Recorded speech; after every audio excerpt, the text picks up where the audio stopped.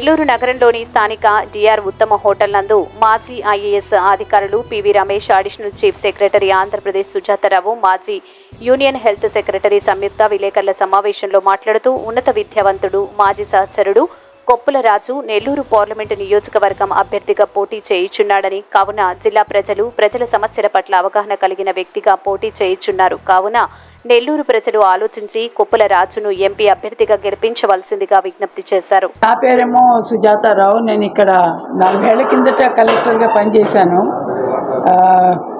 నేను విజయవాడలో పుట్టినప్పటికీ నెల్లూరు అయితే నా పుట్టింటిలాగానే అనుభవిస్తాను. అంత ప్రేమ, అంత క్లోజ్నెస్ నాకు నెల్లూరు ప్రజలతో రావటం అయింది.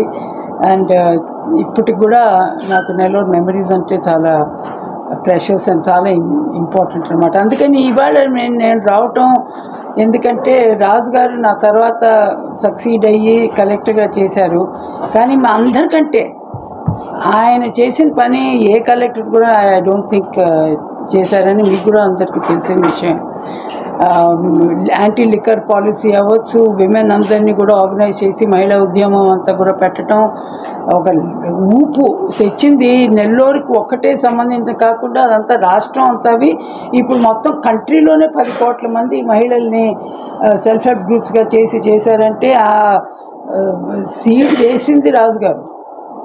దాని తర్వాత కూడా ఆయన గొప్పతనం ఏమిటంటే, సరే ఇక్కడేదో చేశారు, ప్రతి గ్రామం ఈ నెల్లూరు జిల్లాలో ఉన్న గ్రామం ఆయన వెళ్ళింది లేదు, అన్ని గ్రామాలకు వెళ్ళారు.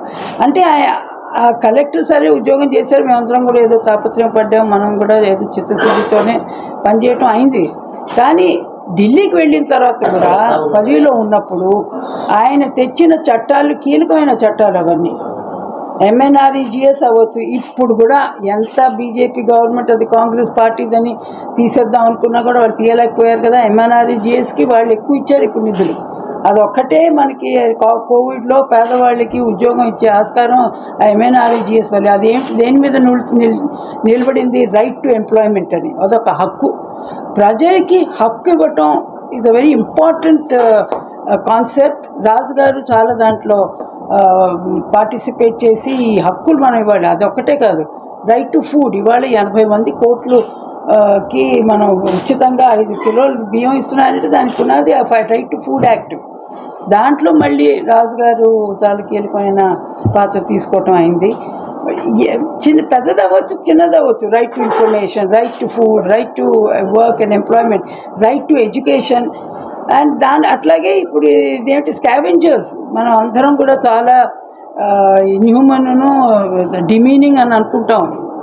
లోపలికి వెళ్ళి ఫీకల్ మ్యాటర్ అంతా క్లీన్ చేయటం, స్కావెంజింగ్, అది కూడా బ్యాన్ చేయించడానికి పునాదులు తీసుకోవటం అంతా కూడా రాజుగారు చేశారు. అందుకని నేనేమంటున్నానంటే, ఆయన ఒక వ్యక్తిగా ఆయన కెరియర్ మొత్తం డెడికేషను పూర్ పీపుల్కి.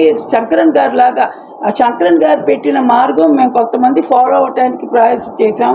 అది రాజుగారు సిన్సియర్గా ఫాలో అయ్యి చేసుకుంటూ వచ్చారు. ఒక పేదవాళ్ళు, ఇప్పుడు పెద్ద దొరలకి మనం ఐఏఎస్ ఆఫీసర్లు చేసేది ఏమీ లేదు.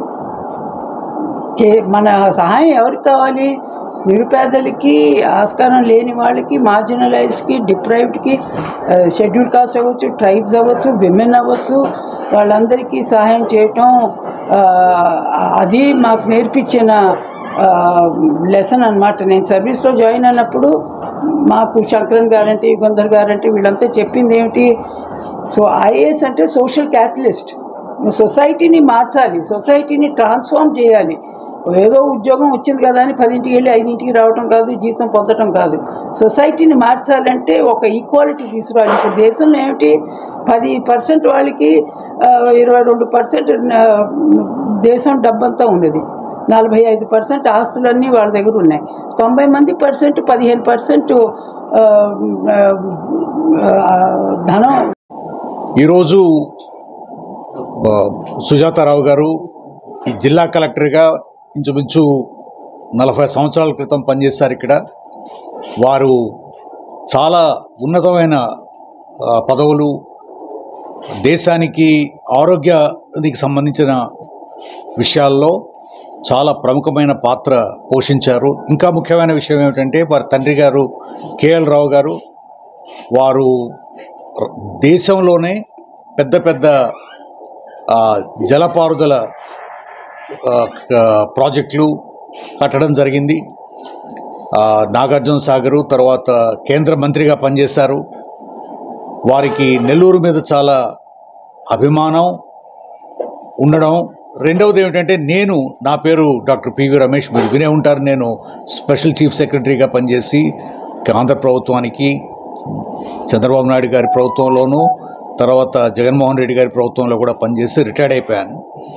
నేను ఈరోజు ఇక్కడ మేమిద్దరం రావడానికి ముఖ్యమైన కారణం, కొప్పుల రాజు గారు మా మిత్రుడు, సహచరుడు, మాకు 40 సంవత్సరాలుగా పరిచయం ఉన్నటువంటి వ్యక్తి ఈరోజు ఈ నెల్లూరు పార్లమెంటు కాన్స్టిట్యుయెన్సీ నుంచి ఆయన నిలబడ్డారు. వారు మాకు బాగా తెలిసిన వ్యక్తి. ఈరోజు రాజకీయాల్లోకి రావాలి అంటే డబ్బు ఉండాలి.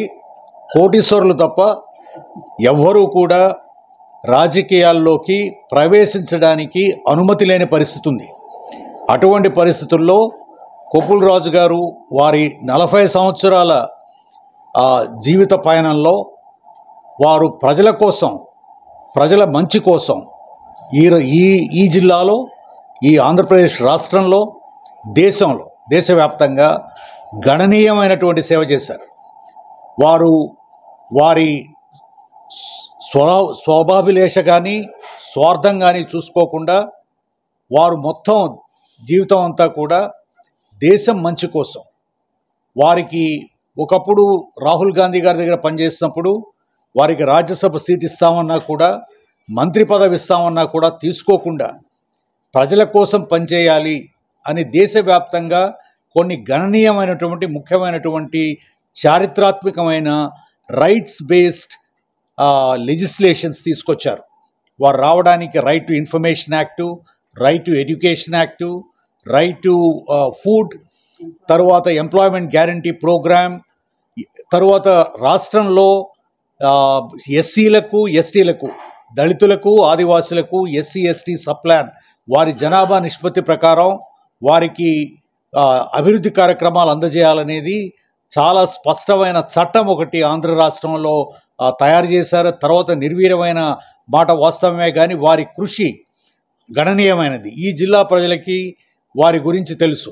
ఈరోజు జరుగుతున్నది ఏమిటంటే, రాజకీయాల్లో మనం గుర్తుపెట్టుకోవాల్సింది, మనం ఓటు వేయడం అనేది ఒక చారిత్రాత్మకమైన విషయం.